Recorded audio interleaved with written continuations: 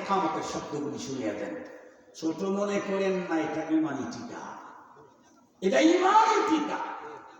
এখন এই বাচ্চাকে ওরা লালন পালন করুক না, আর কিছু হবে না ইনশাআল্লাহ। আর একটা ফাইনাল ডোজ দিতে হবে, বুস্টার ডোজ দেওয়া দরকার নেই। করোনা থেকে বাঁচার জন্য প্রথমে 1 ডোজ, তারপরে 2 ডোজ, তারপরে বুস্টার ডোজ দিচ্ছেন না, দেন নাই? আমি তো 2টা দিয়েছি, বুস্টার ডাক দিই না।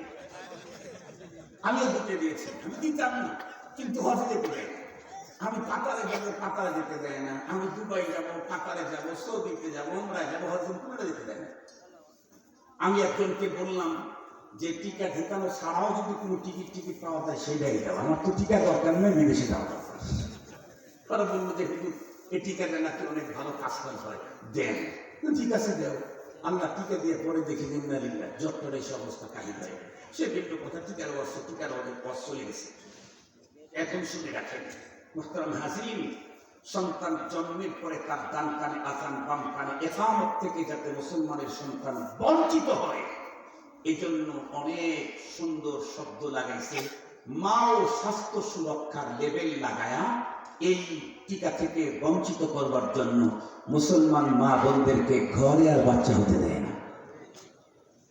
এখন সব সিজার, পেটের ভিতরে আসলেই চেক, কথা বলেন না কেন? এরপরে মাঝে মাঝে ডাক্তারের সাথে দেখা, ডাক্তার সাহেবের আবার রাগ করেন না। ডাক্তারের কাছে যাওয়ার পরে ডাক্তার ডেট দেয়, সন্তান পেটে দিলেন আল্লাহ, আর বের করার ডেট দেয় ডাক্তার। তারপরে যখন সময় মতো যখন যায় বলে ও ভিতরে পানি টানি কমে গেছে, এখন বের হবো না, এটা সিজার করতে হবে। মুহতারাম হাজিরিন, এই সিস্টেম আমাদের দেশের ডাক্তাররা আবিষ্কার করেন, ওই দেশ থেকে আসছে। উপরের লেভেল হলো মা শিশু স্বাস্থ্য সুরক্ষা, ভিতরের ষড়যন্ত্র হলো সন্তানদেরকে আযান ইকামতের ইমানি টিকা থেকে এদেরকে বঞ্চিত করতে হবে। তাহলে পরবর্তীতে এদেরকে নাস্তিক বানানো খুব সহজ। এই জন্য আপনারা এর উপরে আর একটা বুদ্ধি করবেন, কি? ডাক্তারের কাছে নিয়ে যাবেন, সিজারি করবেন, তার আগে তাদের সাথে কন্ট্রাক্ট করে নেবেন, তোমরা বাচ্চা বের করার পরে 3 মিনিটের জন্য আমাদের কাছে নিয়ে আসবে। কেন? আমরা একটা টিকা দেব, টিকা সিলিং দিয়ে দেব, আযান দেবো আর ইকামত দেব। বলুন তো দেখি, আমাদের দেশে যত মানুষ মারা যায় এদের জানাজার নামাজ হয় না, হয় না? আযানও হয়, ইকামত হয়, আযানও হয়, ইকামত হয়। কেন? কারণ আল্লাহ পাক সিস্টেম করে দিয়েছেন, জানাজার নামাজের আযান হবে জন্মের পরে, নামাজ হবে মৃত্যুর পরে। জানাজার নামাজের আযান হবে জন্মের পরে, নামাজ হবে মৃত্যুর পরে। কিন্তু দুঃখের কথা হলো আমার দেশের কত মানুষ আযান ছাড়াই জন্ম নিয়ে, আযান ছাড়াই মৃত্যুর পরে শুধু জানাজার নামাজ নিয়ে কবরে চলে যাবে। 3 নম্বরের হক ভালো করে মনে রাখবেন, এই সন্তানের জন্য আকিকা করা, যদি বাবার সক্ষমতা থাকে। আকিকার দ্বারাই হাজার মুসিবত থেকে মানুষ মুক্তি পায়, সন্তান হাজার ঝামেলা থেকে মুক্তি পায়। যে বাবার সক্ষমতা নাই সে আকিকা করবে না। তবে একটাইতে গুরুত্বপূর্ণ আর একটা সুন্নত আছে, তার নাম হলো তাহনীক। কোন বুজুর্গ আলেমের কাছে নিয়ে যাবেন, উনি কোনো মিষ্টি জাতীয় জিনিস তার মুখের ভিতরে চিবায়া এটা একটু আপনার সন্তানের মুখে দিবে। কি লাভ হবে? ওই হুজুর 40 বছর পর্যন্ত কোরআন পড়ে, তাহাজ্জুদ পড়ে, জিকির করে মারিফতের যে নূর অর্জন করেছে, ওনার লালার মাধ্যমে আপনার সন্তানের ভিতরে তা ট্রান্সফার হবে।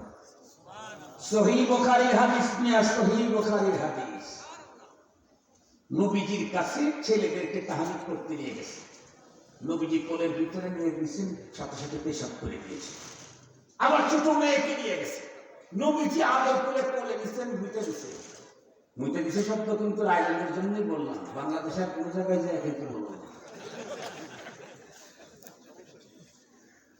পেশাব যখন করে দিছে, নবী ইসলাম বলছেন আদবাসু ওয়াসসাবু, বুখারী হাদিস দেখেন, আদবাসু ওয়াসসাবু, পুরুষ পেশাব করলে কেমনে ধুতে হয়, ছোট বাচ্চা পেশাব করলে, মেয়ে বাচ্চা পেশাব করলে কেমনে ধুতে হয়, এই 2 শব্দ ব্যবহার করেছেন।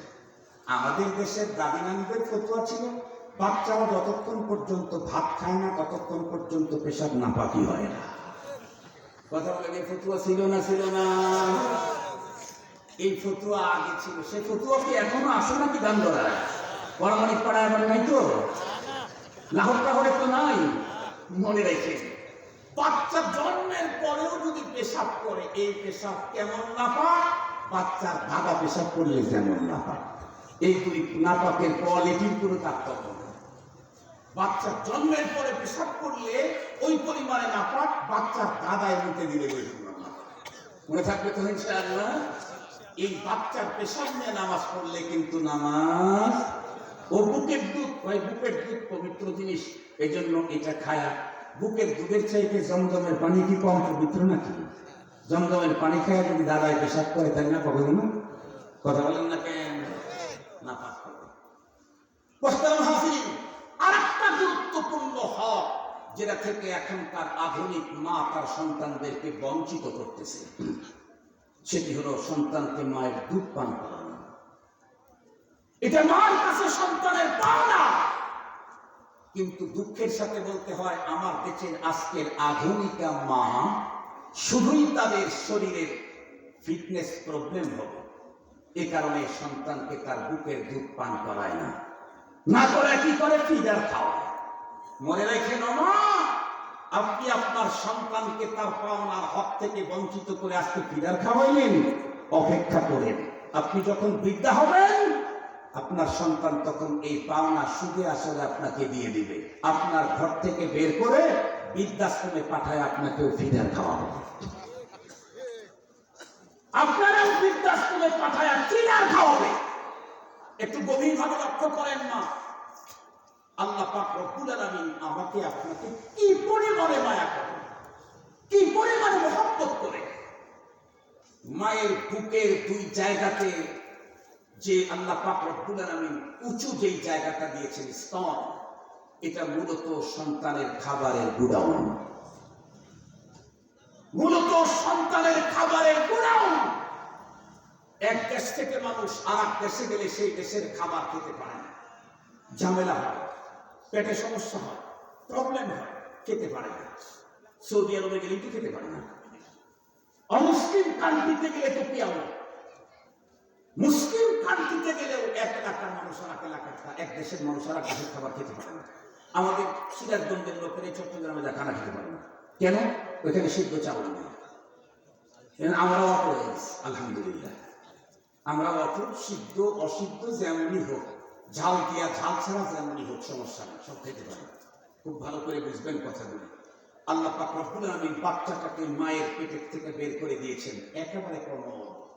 এই মুহূর্তে ওকে কোন খাবার খাওয়াবে? এই খাবারের দ্বারা সন্তানের জীবন নষ্ট হতে পারে। এ কারণে আল্লাহ পাক সন্তানের জীবনের স্বাস্থ্য সুরক্ষার জন্য মায়ের বুকে সন্তানের গোডাউন তৈরি করলেন। কত আগে? সন্তানের কল্পনাই যখন হয় নাই তখন। মার মাত্র বয়স হয়েছে 15 বছর 12 বছর, তখন থেকে মায়ের বুকে সন্তানের খাবারের গোডাউন। বড় আশ্চর্য কথা হলো, মা ভালো করে কথাগুলি শুনবেন, 40 বছর পর্যন্ত যদি আপনার বিয়ে না হয়, 12 বছরে সন্তানের খাবারের গোডাউন আপনার বুকে আল্লাহ দিয়েছেন। 40 বছর পর্যন্ত যদি বিয়ে না হয়, 40 বছরও এই গোডাউন খালি থাকে, কোনো মাল ভিতরে ঢোকে না। কথা বলেন না কেন? অবিবাহিতা মেয়ে বুকে দুধ আসে না? আসে না। দুধ আসে কখন? যখন মেয়ে বিয়ে হয়ে, যখন মেয়ের পেটে বাচ্চা আসে, তখনই আল্লাহ পাক মায়ের গোডাউনে মাল পাঠায় দেয়। বাচ্চা জন্ম নিবে আরো পরে, মায়ের বুকে দুধ আগে এসে গেছে। যেরকম সন্তানের গোডাউন, খাবারের গোডাউন মায়ের বুকে, মায়ের বিয়ে 30 বছর আগে দিল সন্তানের জন্য। 30 বছর পর্যন্ত বিয়ে হয় নাই, পেটে বাচ্চা আসে নাই, গোডাউন মাল শূন্য ছিল। যখনই বাচ্চা পেটে আসলো, তখনই গোডাউনের ভিতরে মাল দেওয়া হলো। বোঝা গেল এই বুকে যা আছে সবটা সন্তানের হক পাওনা। কথা বলেন না কেন? যতদিন সন্তান আপনার পেটে আসে নাই, ততক্ষণ পর্যন্ত আপনার গোডাউনে কোনো মাল আসে নাই। সন্তান পেটে আসার পরে আপনার গোডাউন মানে ভরে গেল, তার মানে এটা আপনার দেহে থাকলে কি হবে? এটা সন্তানের হক। শুধুমাত্র কেবলমাত্র নিজের দৈহিক ফিটনেসটাকে অক্ষুণ্ণ রাখার জন্য, চমৎকার রাখার জন্য সন্তানকে এত বড় খোদাবাদ নিয়ামত থেকে বঞ্চিত করবেন, বৃদ্ধ বয়সে আপনাকে বৃদ্ধাশ্রমে পাঠায় দিবে সন্তান। তাম পৃথিবীর সমস্ত ডাক্তারদের একমত, সন্তান ছোট্টবেলায় মায়ের বুকের যে দুধ পান করে, এই দুধের ভিতরে আল্লাহ এমন মেডিসিন ঢুকিয়ে দিয়েছেন, মাত্র দুধ পান করবে 2 বছর। 2 বছর দুধ পান করলেই 2 বছরের ভিতরে মায়ের দুধের ভিতর দিয়ে এমন মেডিসিন ঢুকালেন, এই লোকটি 150 বছর পর্যন্ত দুনিয়াতে যদি বেঁচে থাকে, মায়ের দুধ পান করার কারণে পৃথিবীর লক্ষ কোটি জালেমের সাথে যুদ্ধ করে সে সুস্থ থাকার যোগ্যতা আল্লাহ তার শরীরের ভিতরে দান করে। 150 বছর পর্যন্ত বেঁচে থাকবে, 200 বছর পর্যন্ত বেঁচে থাকবে। মায়ের বুকের সেই দুধের অ্যাকশন পাওয়ার লক্ষ কোটি জালেমের সাথে মোকাবেলা করে ফাইট করে এই লোকটা বার্ধক্য বয়সেও সুস্থ থাকবে মায়ের দুধের বরকতে। সেই বরকত থেকে আজকে বঞ্চিত করছে আমার দেশের আধুনিকা মা। মুসলমান ভাইরা আমার ভালো করে বুঝবেন, এরপরে আর একটা গুরুত্বপূর্ণ সুন্নত বন্ধুরা আমার খুব ভালো করে মনে রাখবেন, এই কথাটা বলেই শেষ করে দেব। সেটা হলো সন্তানের জন্য উন্নত সুন্দর একটা নাম সিলেকশন করতে হবে। আল্লাহর পয়গম্বর বলেন, মান উলিদা লাহু ওয়ালাদুন ফালইউহসিন ইসমাহু ওয়া আদাবাহু। তোমাদের কাউকে যদি আল্লাহ পাক রব্বুল আলামিন সন্তান দান করেন, সে যেন তার সন্তানের জন্য সুন্দর নাম চয়েস করে। আমাদের দেশের ভিতরে আলহামদুলিল্লাহ নাম চয়েসের ব্যাপারে আমাদের দেশের কোন বন্ধুরা আমার দম্পতি পিছিয়ে নাই, বরং অনেক দম্পতি এমন আছে যাদের বিয়ে হওয়ার আগে প্ল্যান করে নিয়েছে, স্বামী যদি এমন হয় তাহলে এই কয়টা, স্বামী যদি অমন হয় তাহলে এই কয়টা, বাচ্চা হলে অমুক নাম রাখবো। কিন্তু দুঃখের বিষয় হলো, মুসলমান যেই নামগুলি বর্তমানে চয়েস করে, এই নাম দিয়ে বোঝার কোনো কায়দা নাই মুসলমানের সন্তান নাকি দাদা বাবুদের, বোঝার কোনো কায়দা নাই। নাম কি রাখে বল্টু, নাম কি সেন্টু, নাম কি রিগা, নাম কি রিঞ্জু, নাম কি মঞ্জু। খুব ভালো করে মনে রাখবে, এই জাতীয় নাম দিয়ে তো মুসলিম অমুসলিম তারতম্য করা যায় না। আমার আব্বাজান আপনারা তো ভালো করে চিনেন, কারণ সবচেয়ে বেশি মহাব্বত করতো আমার আব্বাকে গান করা লোকেরা। আমার খুব মনে আছে, নুরনবী কাকা, আমি আগে আসতাম আব্বার সাথে ঈদের নামাজের এখানে। আগে কিন্তু সিস্টেম ছিল, ইমাম সাহেবকে কোরবানির সময় কাল্লা দিত নাকি গোস্ত দিতেই যেত। অনেক আগের কথা তো মনে নাই, 40-45 বছর আগের কথা। আসতাম, ওই কাকা বেদ ধরিয়ে আমাদেরকে গোস্ত দিয়ে দিত। এটা ইমামের, এটা আমাদের গ্রামেও ছিল, এটা ইমামের একটা ভাবই ছিল। এখন তো আর ইমাম সব আপ টু ডেট হয়ে গেছে, ওই ভাবটা তৈরি হয়ে গেছে আর চায় না। তখন দেখেছি কি মোহাব্বতটা করতেন। হাবিবুর রহমান নামে একজন তুলা ব্যবসা করতো, ওই যে ল্যাপটপ তৈরি করতো, ওনার ছেলেগুলো নেই। আচ্ছা, উনি কি যে মোহাব্বত করতেন আমার আব্বাকে। নুসাইদ কাকা, আল্লাহ আব্বাকে যে গুরু মিলে মানতেন, গুরু গুরু। আল্লাহ তাআলা এরা দুনিয়া থেকে চলে গেছে, আল্লাহ সবাইকে জান্নাত দান করুন। আরো অনেকে, সবার নাম তো এখন বলতে পারবো না, বলতে লম্বা টাইম লাগবে। তো যে কথা আমি বলতেছিলাম সেটি হলো, আব্বা জান খুব ভালো ওয়াজ করতে পারতেন, এবং আব্বার আজান এত ভয়েস এত চেতালো ছিল। ওই বাসুরে জয়নাল ফুবার ওই বাসুরেতে আমার বড় খালার বিয়ে হয়েছে, মুফতি রেজাউল করিম সাহেব আমার খালাতো ভাই। আব্বা জান, আমরা যখন খালাবাড়ি থাকতাম, আমাদের মসজিদে আব্বা জান ফজরের সময় আজান দিতেন। এই আজানের শব্দ আমি নিজের কানে খালার বাড়ি থেকে শুনেছি, এমন চেতালো কণ্ঠ। তো আব্বা জান একবার ওয়াজ করতে গেছে, তখন তো মাইক নাই, ওয়াজ করতে গেছে সাইতে এমন ওয়াজ করছে, সব মানুষ তার ভক্ত হয়ে গেছে। ওই সময় তো আর রাত্রে আসার কোনো সিস্টেম ছিল না, রাত্রে থেকে সকালবেলা খানা দানা খেয়ে তারপরে বক্তারা আসতো। আব্বা ছিলেন ওইখানে, এক মুরব্বীর সাথে কথাবার্তা হয়েছে। কথাবার্তা বলতে বলতে একটা পর্যায়ে দেখা গেছে ওই মুরব্বীর যে নাম, আমার নানারও সেই নাম। আগে কিন্তু নামে নামে থাকলে আত্মীয় বানাইতো মানুষ, মনে পড়ে কি আপনাদের? এখন নামে নামে কি আত্মীয় বানাইবো? এখন বাইকে মারার জন্যই গড়ে, যেমন নামে নামে আত্মীয়। আগে ছিল নামে নামে মিল হলে কি হইতো জানি, বন্ধ হইতো, মিতা হইতো, মিতা মিতা, এই মিতা শব্দটা বলে গেছে, মিতা হইতো। তো আব্বা জান আমার আগের না, আগের না মানে আমার আব্বা তো 3টা বিয়ে করেছিলেন, আপনারা মনে হয় জানেন না। প্রথমে একটা বিয়ে হয়েছিল গ্রামে, তার ঘরে নাকি একটা মেয়ে সন্তান জন্ম নিয়েছিল, এরপরে সারাসারি হয়ে গেছে। এরপরে দ্বিতীয় মা, সেই মায়ের পেট থেকে 3 ভাই, আব্দুল কালাম আজাদ, রুহুল আমিন, আব্দুল হাকিম। উনি ইন্তেকালের পরে আমার মার আমি বড় ছিল। তো আমার মেজুদের নানা ছিলেন, এই নানার নাম ছিল মোজাহার, ওই ভদ্রলোকের নাম মোজাহার। পরে ওই লোক বলছে, তাহলে তো আপনি আমার জানেন, এই মোহাব্বত যাওয়া আসা হইত। আমি তো আর জানি না। আমি ওইখানে ওয়াজ করতে গেছি, ওয়াজ করতে যাওয়ার পরে আমাকে বললো যে আপনার এক আত্মীয় আছে এখানে, সেই বাসায় আপনার মেহমান। তো গেলাম, আমি চিনতেছি না, বলে যে আপনার মামা। চিন্তা করি মামার বাড়ি হলো ওই দিক, এই দিকে ঢুকলো কেন, একেবারে উল্টা দিকে, কোনোভাবে মিলাইতে পারতেছি না। তারপর যেহেতু বলছে মামা, দেখি কেমন মামা, অনেক সিস্টেমে তো মামা হয়, দেখি তো। পরে উনি পুরা ঘটনা খুলে বললেন। খুব ভদ্র, উনি এখনো বেঁচে আছেন, নানা বেঁচে নেই, মামারা বেঁচে আছেন। খুব টিপটপ, খুব ফাইন, মানে চেহারা, সুরত, পোশাক, পরিচ্ছেদ একদম টিপটপ। তুই বললেন যে মামা এই অবস্থা, দুলাভাইকে আমরা খুব মহব্বত করছি। আমি বললাম তাহলে তো অরিজিনাল মামা। আমার বাবারা যেহেতু দুলাভাই বলতেছেন, তাহলে কিন্তু আর কোনো ভুল কিনা নেই। থাকলাম। তো উনি ওনার 2 ছেলেকে নিয়ে আসতে আমার সাথে দেখা করানোর জন্য। নিয়ে যেহেতু আসতে, কথা তো বলতেই হয় সৌজন্য। তোরা এসে বললেন ভাইকে সালাম রে, তোরা এসে আসসালামু আলাইকুম ভাই, সালামের সিস্টেম, আসসালামু আলাইকুম ভাই। এটা কোনো সিস্টেম না, এটা হিন্দুদের কাছ থেকে আসছে, বিজাতিদের কাছ থেকে আসছে। সালাম দিতে হাত উঁচু হবে না, প্রয়োজনে মাথা উঠতে পারে, কিন্তু হাত উঠা এটা স্যালুটের সিস্টেম। কথা কি বুঝতে পারছেন আপনাদেরকে? খুব ভালো করে বুঝবেন। তো আসসালামু আলাইকুম ভাই। ওয়ালাইকুম আসসালাম। 2 দিন এসে দাঁড়িয়েছে, জিজ্ঞেস করছে তোর নাম কি? আমার নাম রিগান। তোর নাম কি? আমার নাম রুজভেল্ট। বললাম আরে রিগান রুজভেল্ট দুজনের নাম বলে, এত চমৎকার নাম কোথায় পেলেন? ওরা তখন বলতেছে আব্বু রেখেছে। আমি বললাম রিগান আর রুজভেল্ট যেন কোন জামানার নবী ছিল রে? আমি যখন বলছি যে রিগান আর রুজভেল্ট যেন কোন জামানার পয়গম্বর ছিল, ওই না না না ভাই, পয়গম্বর ছিল তো কি ছিল?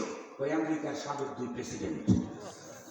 হায় হায়, 2 আমেরিকার 2 প্রেসিডেন্ট এক বাসায় তোরা? হাসে দেওয়ার পরে আমি তখন জিজ্ঞেস করছি রিগান আর রুজভেল্ট প্রেসিডেন্ট যে 2 ছিল তারা তো মুসলমান ছিল তাই না? কয় না ভাইয়া, ওরা তো খ্রিস্টান ছিল। আমি বলছি তোরা কি? আমি জিজ্ঞেস করছি তোরা কি? যেই বলছি তোরা কি, আমার মামার চেহারার দিকে আর চাওয়া হচ্ছে না।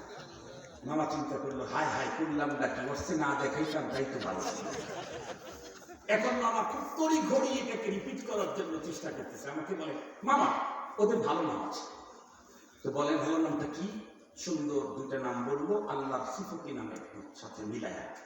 আমি বললাম মামা নাম 2টা যেহেতু অনেক দাম, সুন্দর নাম, এই জন্য এটা সুন্দর করে বেঁধে শোকেসের ভিতরে রেখে দিন যাতে নষ্ট না হয়। সত্যিই কিন্তু এখন মুসলমানদের সিস্টেম এটা, মুসলিম নামটা নারী কাটার সময় অথবা আকিকার সময় রেখে দিয়েছে, ওইটা লিখে রাখে ঘরের ভিতরে, আর ব্যবহার করে সিন্টু মিন্টু কিন্তু। ঠিক বললাম না? ঠিক বললাম? সবাই যদি তার সিন্টু বলে ডাকে, পরপারে আব্দুল গাফফার কে বলবে? আব্দুল গাফফার বললে কে চিনবে? অথচ একজন মুসলিমের নাম তার জন্য উন্নত হওয়া কত দরকার। হাকিমুল উম্মত মুজাদ্দিদুল মিল্লাত আশরাফ আলী থানভী রাহমাতুল্লাহি আলাইহি বলতেছেন, আমার দাদার ঘটনা শুনাইতেছি।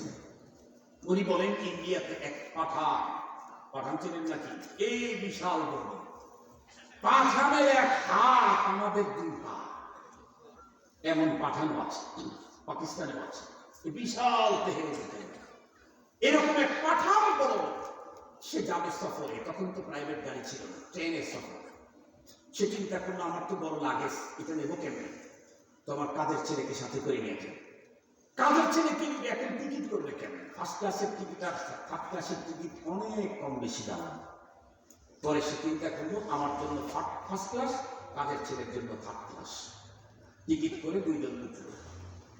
কাজের ছেলেকে দিয়ে তার কম্পার্টমেন্টের ভিতরে তার লাগেজটা উঠায় নেয়, কড়াকড়ি আইন করে দিলাই খালি একটু বেশি বেশি ঘুমাস, গাড়িতে উঠে ঘুমাবি না, তোকে কিন্তু নিয়েই আসতাম আমার এই ব্যাগেজ ট্যাগেজ ঠিকঠাক মতো ক্যারি করার জন্য। তো আমি অমুক জায়গায় গিয়ে নামবো, তুই আমি নামার আগে তুই নেমে আসবি। ঠিক আছে স্যার, ঠিক আছে। কিন্তু গরিব মানুষ তুই, কি বলে ওইটা, মানে কাজে শরীর বিছনা লাগা, বসে থাকলেই ঘুম ধরে। ঘর ধরে না ধরে না? আমাদের দেশে ধনী যারা আছে তাদের ঘুমানোর জন্য ট্যাবলেট লাগে, কিন্তু সকাল থেকে দুপুর পর্যন্ত যারা আইলে কোদাই মারছে ওদের বালিশও লাগে না, ওদের বালিশও লাগে না। বিশ্বাস না হয় একদিন দাওয়াত দিয়ে দেখেন, খালি কোন রকম কাট করে ঠেকটার লেগে দিবেন, 3 মিনিট পরে দেখবেন নাকের ডাকে টাটা গাড়ির ইঞ্জিন ফেলে এমন ডাকা ডাক দিচ্ছে, একেবারে গভীর ঘুম। আল্লাহ তাআলা গরিবদেরকে নিয়ামত দান করেছেন, যে শরীর পরিশ্রম করে সেই শরীরের জন্য ট্যাবলেট লাগান। তো ভিতরে ঢুকে একজনকে বলছে, ভাইজান আমি তো কোনো স্টেশন চিনি না, তো আমার স্যার আমাকে স্টেশনে নামবে, আমার তো একটু বেশি ঘুমায়, আমাকে একটু প্লিজ আপনি কোথায় যাবেন? বলে আমি ওটারও পরে যাবো, তুই ঘুমা। পরে ঘুমায় গেছে, ও ঘুমে আছে, কিছুক্ষণ পর পর উঠে বলে, ভাইজান পার হয়ে গেছে না? এদিকে আল্লাহর কুদরতের কি খেলা! এই পাঠান কিছু দূর যাওয়ার পরে হঠাৎ করে তার পাতলা পায়খানা বমি। আকিমুল্লাহ থানবী রাহমাতুল্লাহ আলাইহি দেখেন এর পরিমাণে পাতলা পায়খানা বমি, কম্পার্টমেন্টে ট্রেনের লোকেরা চিন্তা করলো এই লোকটাকে নির্ধারিত স্টেশন পর্যন্ত নিতে নিতে মারা যাবে। সামনে স্টেশনে আসতে তাকে নামায় দিলে কেউ না কেউ তাকে চিকিৎসা করবে, হয়তো বাঁচতে পারে।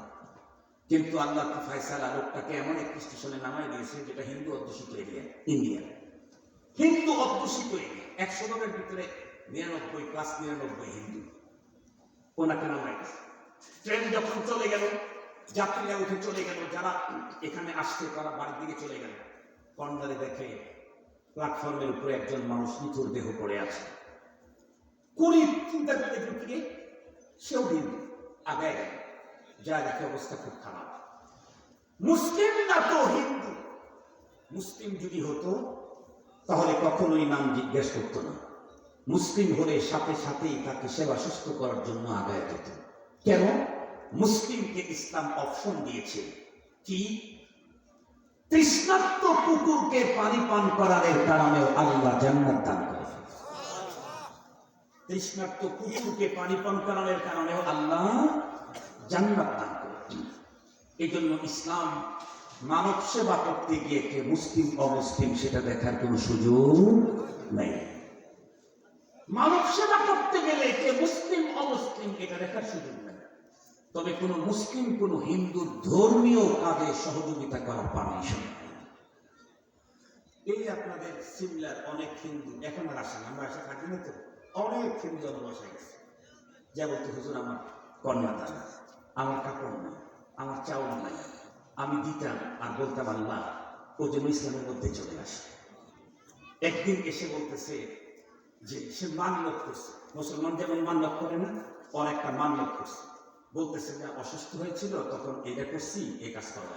আমি তখন ওকে হেসে বললাম এই কাজ আমি তোমাকে সহযোগিতা করতে পারবো না, কারণ এটা তোমার ধর্মীয় কাজ, আর তোমার ধর্ম আমার আল্লাহ পাক অনুমোদন দেয়নি, এই কাজে আমি তোমাকে সহযোগিতা করতে পারবো না। তোমার যদি অসুস্থতার কারণে যদি চিকিৎসার দরকার হয় আমার কাছ থেকে টাকা নিয়ে যাও। ওই লোকটা ছিল হিন্দু, ওর কাছে ওর ধর্ম তো এটা শিখাই গেল। ও যায় চিন্তা করলো আমি যাকে খেদমত করবো, কষ্ট করে চিকিৎসা দেবো, সে আমার দলের না অন্য দলের, এটাকে দেখা দরকার। কিন্তু গায়া মাথার থেকে পায়ের তালু পর্যন্ত খুঁজে কোনো চিহ্ন পাইতেছে না হিন্দু না মুসলিম, একেবারে সমান সমান। ওই লোকটা ছিল বড় চালাক, ও চিন্তা করলো একটা জায়গায় গেলে জানতে পারবো, নাম জিজ্ঞেস করি। তো পরে গিয়ে জিজ্ঞেস করছি ভাই তোমার নাম কি, দাদা নাম কি, শোনা যায়। পরে আমার বলতেছে দাদা নাম কি, এই বলে কান ওর মুখের কাছে লাগাইছে। পরে শুনলো আব্দুর রহমান। হিন্দু পুরি চিন্তা করলে আরে আমার জাত সত্য, এদেরকে পারলে গলায় পাড়া দিয়ে শেষ করে দেওয়া দরকার। ওরা আবার কিসের চিকিৎসা। কিছুক্ষণ চলতে চলতে আল্লাহর বান্দা দুনিয়া থেকে বিদায় নিয়ে যায়। এখন নব্দ হয়ে গেল মুসলমান হিন্দু। হিন্দু বলতেছে আমরা চিতাই নিয়ে পড়ায় দেব, অজ্ঞাত লাশ, পরিচয়হীন। মুসলমান বলল না, যে কোনো মানুষ পরিচয়হীন হলেই তাকে হিন্দু হিসাবে চিতাই না পড়াইবা, এই পারমিশন তোমাদের নেই। কেন করলো? মৌলুদ মিলাদ প্রতিটি মানুষ জন্মগত মুসলিম, এই কারণে যতক্ষণ পর্যন্ত প্রমাণ দিতে না পারবা অমুসলিম, ততক্ষণ পর্যন্ত আমরা ছাড়ব না। দুই গ্রুপ টান টান অবস্থা। হিন্দু বলে আমরা এনে পড়ায় দেব, মুসলিম বলে যতক্ষণ পর্যন্ত আমাদের শরীরের ভিতরে এক ফোঁটা রক্ত থাকবে আল্লাহর কোন বান্দাকে চিতায় যা পড়াইতে দেব না, প্রমাণ ছাড়া। এক পর্যায়ে টান টান অবস্থা যখন শুরু হয়ে গেল, মানমুখী ওই যে পুলিশ দূরে ছিল জানতে পেরে দৌড়ায় আসলো, দুই গ্রুপের মাঝখানে সে দাঁড়িয়ে বলল, দুই গ্রুপ আপনারা শান্ত হন, আমার কাছে ফয়সালা আছে। লোকেরা বলল, কি ফয়সালা? ও হিন্দু লোকটা তখন হিন্দুদেরকে ডেকে বলে, তোমরা এই লোকটাকে ছেড়ে দিয়ে চলে যাও। এই লোকটা মুসলিম বলে তুই কেমনে বুঝলি? আমি কেমনে বুঝলাম মানে, এই লোকটা যখন এখানে পড়া ছিল তখন ও বেঁচে ছিল।